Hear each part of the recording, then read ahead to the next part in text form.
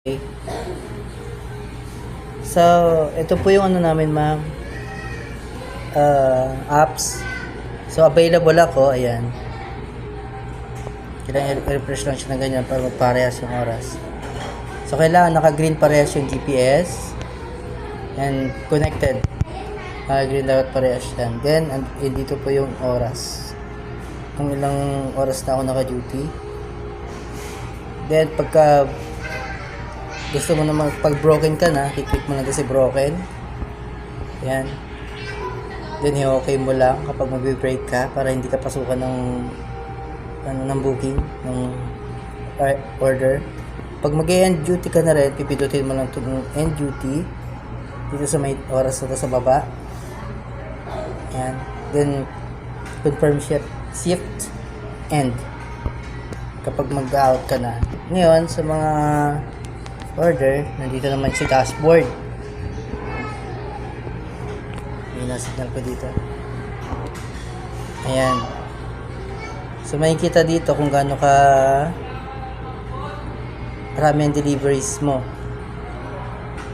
So 10 AM nag-start ako kanina hanggang 11. Ibig sabihin, nag-deliver ako niyan. Ayan, may kulay blue. Ayan, delivered 10 hanggang 11 AM. Nag-deliver ako niyan. Basta may kulay blue. Kapag itong violet naman, yan ay cancel. Yan. Itong assign, makikita mo lang yan pag may naka-assign sa'yo. Itong kulay green. Kaso wala na, na-delivered ko na siya. So, magiging kulay blue na siya. Ayan. So, makikita mo dito sa order history.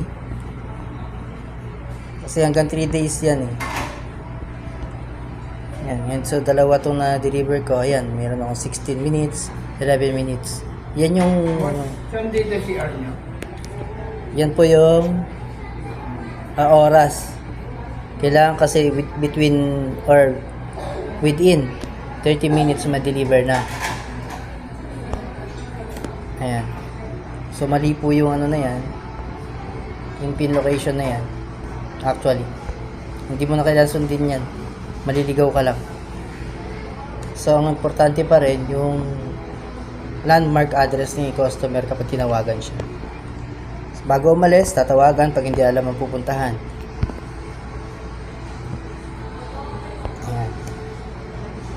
So, kagaya niyan. Silias ang atid ko niyan. Elas compound. So, nakapin lang siya dito sa kanto ng Carvag. Yan. Pero ang dideliveran ko nandito pa. Ito, itong dulo na to. Yan, yung dulo na yan. So, medyo malayo pa siya. So, hindi kailangan sundin yan.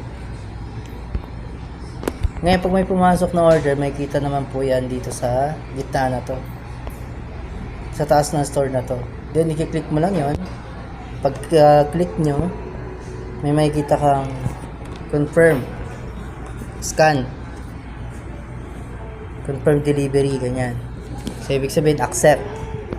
I-scan lang yon para ma-accept. Then, pagka okay na yung delivery, pipindutin lang yung delivery, then, confirm pick up. Ibig sabihin nun, on the way ka na, paalis ka na ng store. Kapag nandun ka na kay customer, confirm mo lang yung delivery. Lalabas doon yung payment.